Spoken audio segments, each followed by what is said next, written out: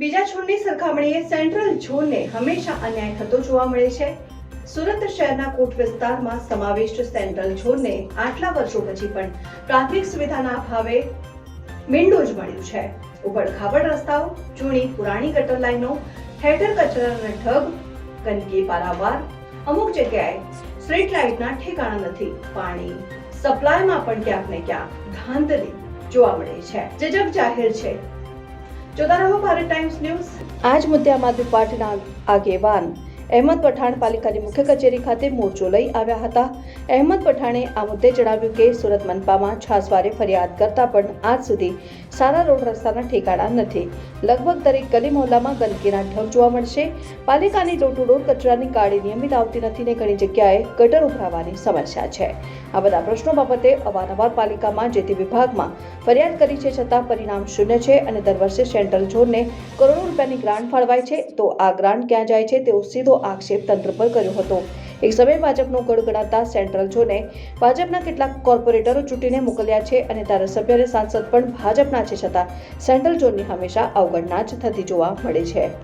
रजूआत में ऐसा है कि पिछले कई वर्षों से लगभग 30 साल से भाजपा यहाँ पर शासन कर रही है। इसका एमएलए भी भाजपा का है, कॉर्पोरेटर सबके सब भाजपा के हैं और धारासभ्य भी सांसद भी जो है यहाँ पर वो भाजपा का ही है। फिर भी सेंट्रल जोन का विस्तार ऐसा है यहाँ पर हर तरीके की समस्या है, हर तरीके से प्रॉब्लम है। अभी आप देखोगे यहाँ पर हर रोड के अंदर खड्डे हैं, ड्रेनेज लाइन में प्रॉब्लम है, पानी भर रहा है हर जगह पे। सेंट्रल जोन के तो सिर्फ 33 जगह पे लीकेज है, जो छोटी बड़ी लीकेज है वहाँ पे भी प्रॉब्लम है।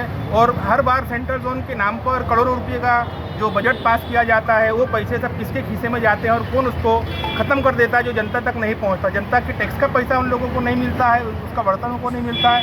ये समस्या बहुत ज़्यादा है। मजबूरन हम लोगों ने लाखों बार, करोड़ों बार यहाँ तक ये कोई ऐसा दिन नहीं जाता जहाँ पर हम लोग फरियाद नहीं करें और रजूआत नहीं करें, फिर भी हमारी कोई सुनवाई होती नहीं है। इसलिए स्थानीय लोगों के साथ में आया गया और यहाँ पर जितने भी लोग स्थानीय लोग हैं उन लोगों की फरियाद का कोई निकाल आता नहीं है और हर बार फरियाद करने पर कोई उसका निकाल आता नहीं है। क्या मांगे? मांग हमारी ये है कि भाई जो पब्लिक अपना टैक्स का पैसा देती है वो पैसे का उनको वर्तर मिलना चाहिए, ना कि भाजपा शासकों को भ्रष्टाचार करना चाहिए। वो पैसे का जो पब्लिक का हक है उनको मिलना चाहिए। वो बड़े बड़े भ्रष्टाचार करते हैं, वो करें, मगर क्योंकि उनके ब्लड के अंदर ही, उनके डीएनए के अंदर भ्रष्टाचार आ चुका है तो उससे बाहर नहीं आएंगे। फिर भी जो लोक सेवा का काम है, जो पब्लिक का लोक सेवा का काम है, जैसे रोड हो गया, रास्ता हो गया, गटर हो गया, जिनकी बुनियादी जरूरत जैसे पीने का साफ पानी होगा। आज भी सेंट्रल जोन के अंदर ऐसे बहुत से विस्तार जहाँ पर पीने का साफ पानी नहीं आता है। जैसे कचरे की गाड़ियाँ अनियमित है, बार फरियाद करने के बाद में जिसका कोई निकाल आता नहीं है, कोई भी धारा धोने के हिसाब से काम होता नहीं है। और कांग्रेस के लोग को छोड़ दो तो उनका तो नामो निशान ही नहीं है। आम आदमी पार्टी इसके लिए बार लड़ रही है, भाजपा से भी रजूआत करती है, उनके शासकों से रजूआत करती है, कमिश्नर को रजूआत करती है, फिर भी कोई सुनवाई होती नहीं है। हजारों वखत आई पाछे सेंट्रल जोन एटला बजट आवे छे, करोड़ों बजट आवे छे, पैसा कोना खिस्सामां जाय छे? खाली मणतियाना खिस्सामां पैसा जाय छे, आपણા કોન્ટ્રાક્ટરોના पैसा जाय छे। पैसा सेंट्रल जोन में कितना तकलीफ है, रोडનું तकलीफ, गटरનું तकलीफ, कचराની ગાડીઓ અનિયમિત નથી આવતું, હવે 100% તકલીફ છે। એટલા કરોડોનો બજેટ કોના ખિસ્સામાં જાય છે? સેન્ટ્રલ ઝોન સાથે ખાલી અન્યાય થાય છે, બસ બીજું કંઈ થતું નથી। સેન્ટ્રલ ઝોનમાં ચારો ચાર જેટલા પણ છે ધારાસભ્યો છે ભાજપના છે, સાંસદ ભાજપના છે અને પેલા કોર્પોરેટર પણ ભાજપના છે, તો પણ થતું નથી। મૂળ સુરત, જેને સુરત કહેવાય, સેન્ટ્રલ ઝોન વિસ્તારમાં કોઈ ધ્યાન આપતું નથી, કોઈથી मतलब નથી। ખાલી ભાજપ ભ્રષ્ટાચાર કરવા માટે જ છે, બાજુ કંઈ પબ્લિકનું કાંઈ કામ કરતું નથી। पानी भी ऐसा ही गंदा पानी आता है, कोई कंप्लेंट डाली है, हमारे पास बोलते हैं घर वेरा लाओ, ये लाओ, वो लाओ। हमारा टाइम पर घर वेरा जाता है, लाइट बिल जाता है, हमारे यहाँ गंदा पानी आता है, फिर भी कोई सुविधा नहीं करी। कंप्लेंट पे कंप्लेंट आज આજે દિવાળી છે, ગણપતિ છે, રોડ નથી, ડાબર નથી, રેતી નથી, આવી રીતે વાયદા પર વાયદા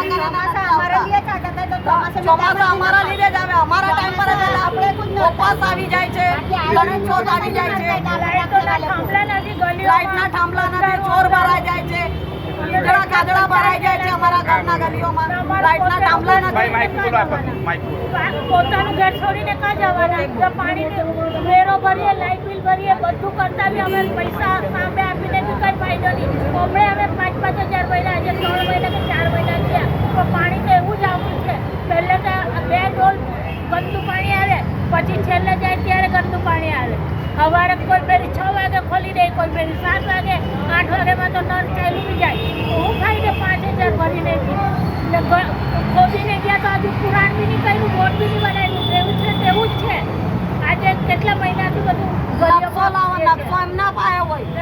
આ ગરીબ માણસ પાસે કા નકશા લેવા જાય? હમણે ડેન્ગ્યુ થાય મેલેરિયા થાય ત્યારે આવે ફોનમાં નકશા હોય છે, અમને કોઈ નકશો આપવાના છે ગરીબ માણસોને? અમારા પાસે એટલા પૈસા નથી કે અમે નકશો કઢાવીએ. કે એરિયાનો અમે કઈ